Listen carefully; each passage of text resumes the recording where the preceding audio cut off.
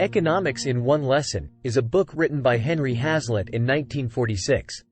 The book aims to introduce the readers to basic economic principles and concepts that can be easily understood by anyone, regardless of their background in economics.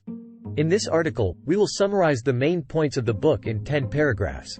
Hazlitt argues that economics is not a complicated subject, but rather a set of basic principles that can be understood by anyone. He emphasizes the importance of understanding the concept of opportunity cost, which is the idea that the cost of something is what you give up to get it. In other words, every choice has an opportunity cost. Hazlitt criticizes the popular belief that government intervention is necessary to fix economic problems. He argues that the government's role in the economy should be limited, and that free markets are the most efficient way to allocate resources. Hazlitt explains the concept of the broken window fallacy, which is the idea that destruction can lead to economic growth. He argues that this is a fallacy because the resources used to repair the broken window could have been used for other purposes, which would have led to more economic growth. Hazlitt emphasizes the importance of understanding the long-term effects of economic policies. He argues that policies that may seem beneficial in the short term can have negative consequences in the long term. Hazlitt explains the concept of the fallacy of composition, which is the idea that what is true for one individual or group may not be true for the economy as a whole. He argues that policies that may benefit one group may harm the economy as a whole. Hazlitt discusses the concept of minimum wage laws and argues that they have negative consequences. He argues that minimum wage laws lead to unemployment, as employers are less likely to hire workers if they have to pay them more than they are worth.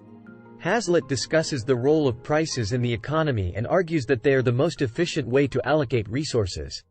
He explains that prices reflect the supply and demand for goods and services, and that interfering with prices can lead to inefficiencies in the economy. Hazlitt criticizes the idea that trade deficits are always bad for the economy. He argues that trade deficits can be beneficial if they allow countries to specialize in what they do best and trade with other countries that specialize in other areas. Hazlitt discusses the role of government in providing public goods, such as national defense and infrastructure. He argues that the government should only provide goods that the private sector cannot provide efficiently.